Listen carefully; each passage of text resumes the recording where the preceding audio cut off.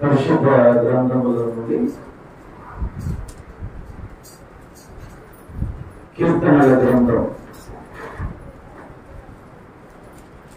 101వ కీర్తన 6వ వచనములు చదువుతున్నాం.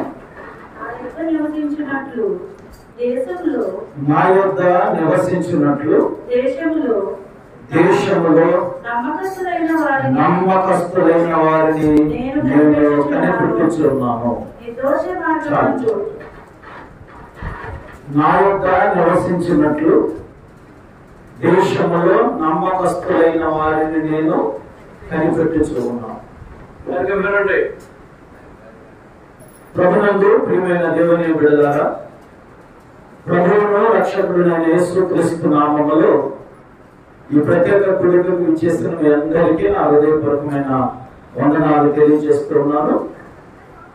మరి స్థానిక సంఘ దైవజనులు, తండ్రి సమానులు జాంబేజయ్ గారి నాన్నగారికి హృదయపూర్వకమైన వందనాలు తెలియజేస్తూ, కూడి వచ్చినటువంటి యూఎఫ్ఎఫ్ టీం అంతటికి, అధ్యక్షుల వారికి, అన్న సంజయ్ రావు గారికి నా హృదయపూర్వకమైన వందనాలు తెలియజేస్తూ, మరి ఈ దినం నూతన వసంతాన్ని దేవుని ద్వారా పొందుకునేటువంటి ప్రియ బిడ్డ జీవకు కూడా నా హృదయపూర్వకమైన జన్మదిన శుభాలు తెలియజేస్తూ ఉన్నా. దేవుని మహాకృప చేత తిరిగి మళ్ళా ఈ రీతిగా మీ మధ్యకు రావడానికి దేవుడు ఈ రీతిలో మార్గాన్ని తెరిచారు. ఏదేమైనా దేవుని యొక్క చిత్తం. మీ పట్ల అన్న జోసెఫ్ జయబాబు గారికి ఉన్నటువంటి ప్రేమ ఎట్టిదో మీ అందరికీ తెలిసినదే. అన్న మిమ్మల్ని ఎంతగా ప్రేమించేవారో, మీరంటే ఒకప్పుడు మీరు ఎవరో మాకు తెలియదు, మేమెవరో మీకు తెలియదు. ఈరోజు మేము మీకు తెలిసినా, మీరు మాకు తెలిసినా, నాన్నగారు జాన్ విజయ్ గారు తెలిసిన కారణం జోసెఫ్ జయబాబు గారు. ఆయన ఎక్కడో సకినేటిపల్లి మారు ఆ ప్రాంతం నుండి, మారుమూల నుండి ఈ కాకినాడ నడిబొడ్డుకి మమ్మల్ని నడిపించింది కూడా ఆయన. కారణం ఏంటి అని అంటే, ఆయనకు మీ పట్ల ఉన్నటువంటి విపరీతమైనటువంటి లేదా అపారమైనటువంటి ప్రేమ అని జ్ఞాపకాన్ని తెస్తున్నాం. ఏదైనా వస్తే ఖచ్చితంగా మిమ్మల్ని జ్ఞాపకం చేసుకోకుండా ఉండేవారు కాదు. అందుచేత దేవుడు అన్నను పిలుచుకున్నారు. అదే కావులో వధువును కూడా పిలుచుకున్నారు. వారు ఆ దాంపత్య జీవితం లేదా వారి భార్య భర్తల యొక్క జీవితం అనేకులకు మాదిరికరాన్ని చూపించింది. భార్యాభర్తలు అంటే ఎలా ఉండాలి అనేది తెలుసుకోవాలి అంటే జయబాబు గారు అలాగే వదిన భూషణ్ కుమార్ గారి నుండి మనం నేర్చుకోవచ్చు. అంత ప్రేమానురాగాలు కలిగినటువంటి వారు, ఒకరి ఎడల ఒకరు. దేవుడు వాళ్ళిద్దరినీ పిలుచుకున్నారు. చదవబడినటువంటి లేఖన భాగాన్ని కనుక మనం చూస్తే, నమ్మకస్తులైన వారి కొరకు నేను కనిపెట్టుచూ ఉన్నాను. దావీదు భక్తుడు రాజు అయినప్పుడు, అతడు సింహాసనం మీద కూర్చున్నప్పుడు తనకు కొందరు పనివారు కావాలి, తనకు సహకారులు కావాలి, తనతో పాటు కలిసి పని చేయడానికి కొందరు కావాలి. కొందరు కావాలి అని అనుకున్నప్పుడు కనిపించిన ప్రతి వ్యక్తిని పిలవలేదు దావీదు. ఆమె కనిపించిన ప్రతి వ్యక్తిని పిలవలేదు దావీదు. లేకపోతే తన కుటుంబీకుల్లో మా అన్నో మా తమ్ముడో రారా అని పిలవలేదు దావీదు. తన ఊరు వారినో తన ప్రాంతపు వారినో పిలవలేదు దావీదు. ఏమంటున్నాడు అంటే, నా యొద్ద పని చేయాలి అంటే, నా యొద్ద నివసించాలి అంటే నమ్మకస్తులైన వారి కొరకు నేను ఆమేన్. ఇది చాలా ప్రాముఖ్యమైనటువంటి వాక్యము. మనకి ఈ వాక్యం మీద చాలా మనసు పెట్టాలి మనం. ఎందుకని అంటే, ఈ లోకము శాశ్వతము కాదు. ఈ లోకము శాశ్వతము కాదు. ఏదో ఒక రోజు అన్నని దేవుడు పిలిచారు, మన వదిలిని దేవుడు పిలిచారు, రేపు మాకు మనం కూడా దేవుడు పిలుస్తారు. నరులారా తిరిగి రండి అని దేవుడు పిలిచినప్పుడు ఆ పిలుపులో ఎవరి పేరైతే ఉందో వాళ్ళందరూ వెళ్ళిపోవాల్సిందే. నేను వెళ్ళను అనడానికి. అయితే మనము ఎవరు వారము అని అంటే దేవుని వారం. అయితే మనం ఎలా ఉండాలి ఈ లోకంలో అని అంటే నమ్మకస్తులమై ఉండాలి.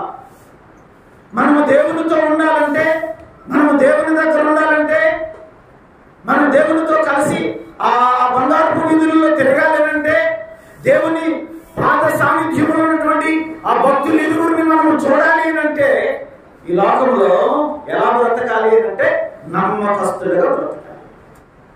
నమ్మకస్తులు అన్న జయబాబు గారు కానీ వదిలి గారు భక్తి జీవితంలో వారు మాకు తల్లిదండ్రులు, ఆత్మీయమైనటువంటి తల్లిదండ్రులు. ఊహించలేదు అన్న దేవుడు పిలుస్తారని ఊహించలేదు సడన్ గా. అలాగే వదులు కూడా ముందు రోజే హాస్పిటల్కి వెళ్ళారు, అన్న మాట్లాడారు. నేను సోదరు మంగారావే లోపలికి వెళ్ళడానికి, అంటే వాళ్ళు పర్మిషన్ ఇవ్వలేదు, ఐసీయూలోకి ఎక్కువ మంది వెళ్ళడానికి వీల్లేదు, ఇన్ఫెక్షన్ అవుతుంది, కొందరు వెళ్ళండి అంటే కొందరు వెళ్ళారు. ఆ రోజు మాట్లాడి వచ్చారు, బాగుంది, నెక్స్ట్ రోజు డిశ్చార్జ్ చేస్తారు అని మేము ఎదురు చూస్తున్నాం. మధ్యాహ్న కాలపు వేళ వార్త వచ్చింది, రోషన్ కుమార్ గారిని దేవుడు తీసుకున్నాడు అని. ఎందుకు ఈ సంగతులు జ్ఞాపకం తెస్తున్నాం అని అంటే ఏ సమయాన్ని మనం ఎవరిని విడిచిపెట్టాలో ఎవరికి కనుక నమ్మకస్తులుగా ఈ మాటను ఆధారం చేసుకుని దేవుడు అన్నాడు సంఖ్యాకాండంలో ఒక మాట చూసి ముగిస్తాను. 17వ అధ్యాయం 12వ అధ్యాయం 7వ వచనాన్ని చూస్తే, సంఖ్యాకాండము 12వ అధ్యాయం 7వ వచనం, సంఖ్యాకాండం 12వ అధ్యాయం 7వ వచనం. అతడు నా ఇల్లంతటిలో నమ్మకమైనటువంటి వాడు. ఎవరు? మోషే.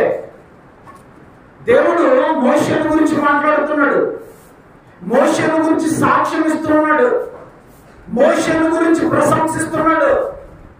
మోషే తన వ్యక్తిగత జీవితాల గురించి దేవుడు ఇతరులతో చెప్తున్నాడు. ఎవరైతే తనకు వ్యతిరేకంగా మాట్లాడారో లేదా సణుగుకున్నారో, తనకు వేరే రూపంలో అడుగులు వేయాలి అని ఆలోచించాడు, వారితో మోషే గురించి దేవుడు మాట్లాడతాడు.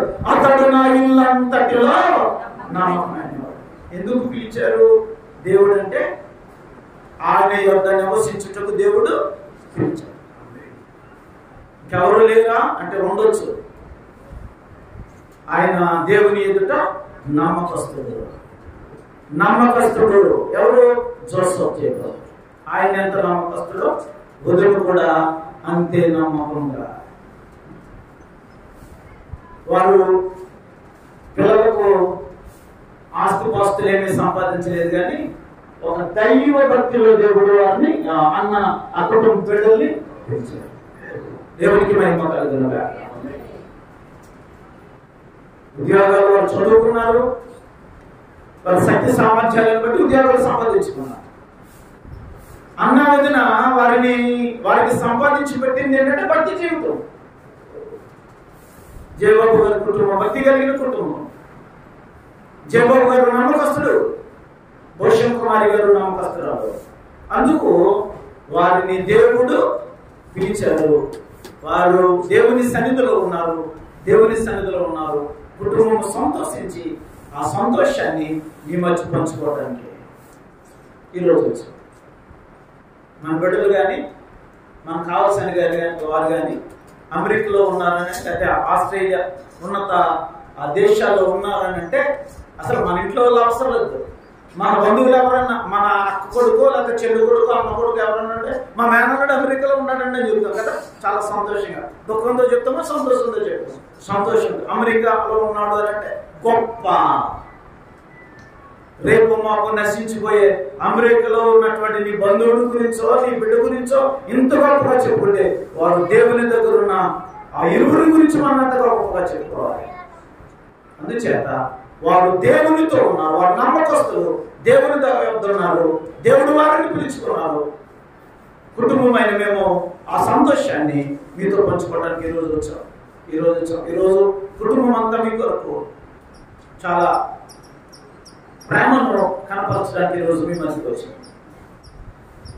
ఎందుకంటే అన్న ప్రభు సన్నిధికి వెళ్ళినప్పుడు కూడా ఇలాగే జరిగింది.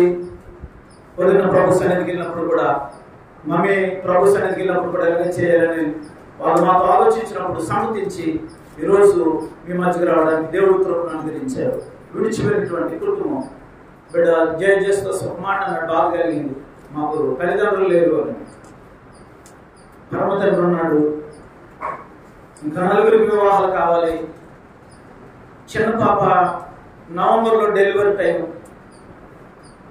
ఈ పరిస్థితులన్నింటినీ ఆ కుటుంబము సహజంగా చక్కబెట్టుకుని వెళ్ళే శక్తిని, కృపను దేవుడు ఇచ్చేలాగా మీరు అందరూ ప్రార్థించండి.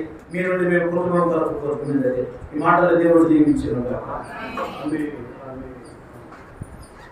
మాటలు తెలియపరిచినటువంటి గారికి ప్రత్యేక